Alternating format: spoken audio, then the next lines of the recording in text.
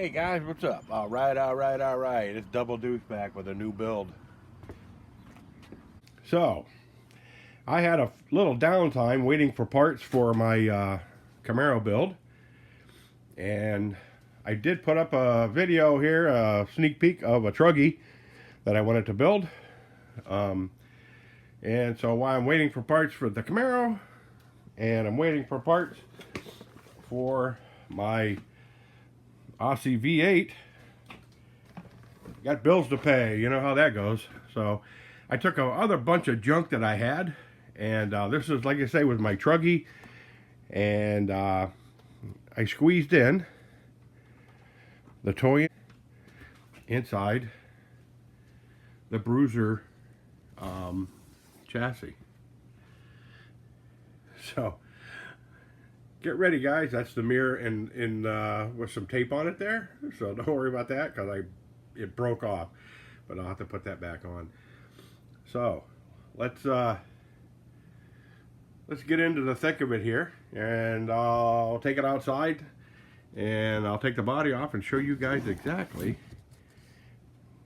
what I did. Here we go. Here's what we got.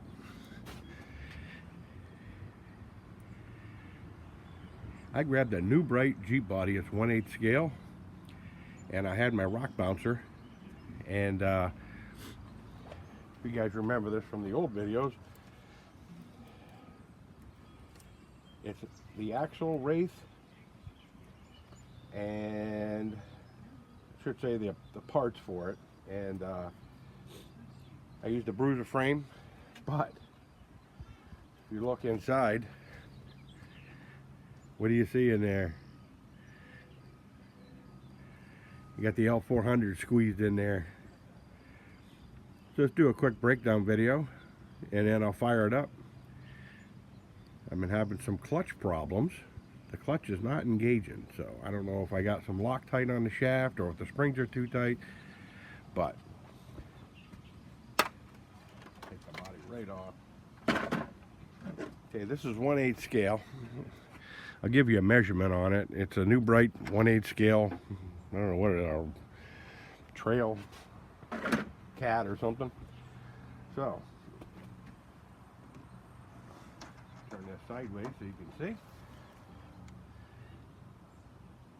And bring it a little closer so we can zoom in on things here for you. Now, the engine is humongous, okay?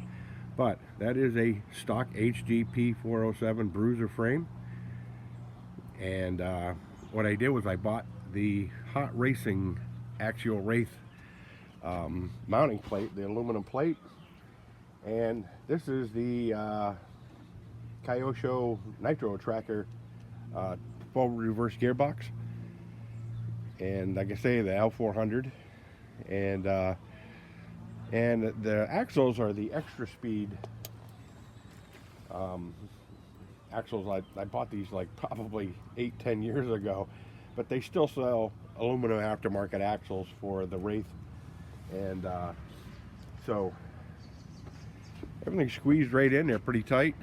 I kind of wanted to have a like a run video here soon, as soon as I get the clutch figured out, but when you look at the stance of that thing, it's got great articulation. I mean, it'll, you know, that's not bad at all, and it's not that heavy. You know, it weighs in pretty light.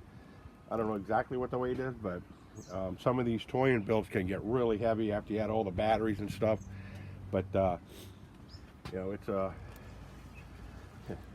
was a little challenge to squeeze this engine in the Bruiser frame, the HGP 407 frame, and believe it or not, the Toyota body fits on it, but the wheelbase has been widened because I bought the extra length titanium links for my truggy when I was building it, and I did buy the 4-in-1 ignition setup. I haven't tried it yet. It is lightweight, got great length on the wires and stuff and everything else, but Steve from Blacklamass. I guess his burned out, and I haven't tried mine yet, so I don't need any more heartbreaks from these builds. But I'm running the Pitbull tires on it, and I'm running the G-Air rims. So I can, if you can see, there's a little valve stem in there. Now, one thing about these rims, they're nice and wide. However, these nylon rings, I have not found any aluminum ones yet. They're a weird, you know, 8 hole, you know, setup on them, and all the other ones are like 10 and all that. So unless I specifically buy some 2.2 bead locks and try to drill them out to fit them, I don't know. I wish somebody would come up with some nice wide aluminum wheels for the, you know, that are, you could put air in them. But so that's the build for today. I'm going to work on the clutch a little bit more. I upgraded to the Sterling Kit 3-shoe clutch, and it is not engaging, and I don't know why. So you get a little close up in there of how I set it in there. It's not engaging. So underneath it, you see, I'm going to back out the camera here a little bit. You can see I cut a hole for the Kyosho nitro tracker. This is a 2-speed unit, but I'm only running a 38 tooth single speed clutch on it right now. And of course I made my shock mounts out of fender shims, you know, before, because I needed some brackets in the front. So I figured nice flat things would be cool. And I'm using the Traxxas push button start on the thing, and you know, I wish I could wire this all up to start with the glow plugs too, but I haven't tried that yet. But Steve from RC Tanks and Trucks, he's wondering what to put his L400 in, and this is a 1/10 scale frame. You can see how big it sets in there, and I had to set it back because of the radiator, and because I wanted to scale realism of the radiator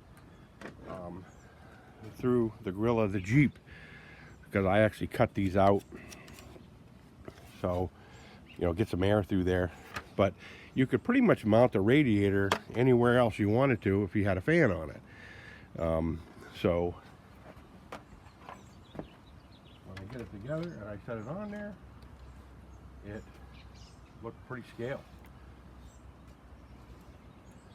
And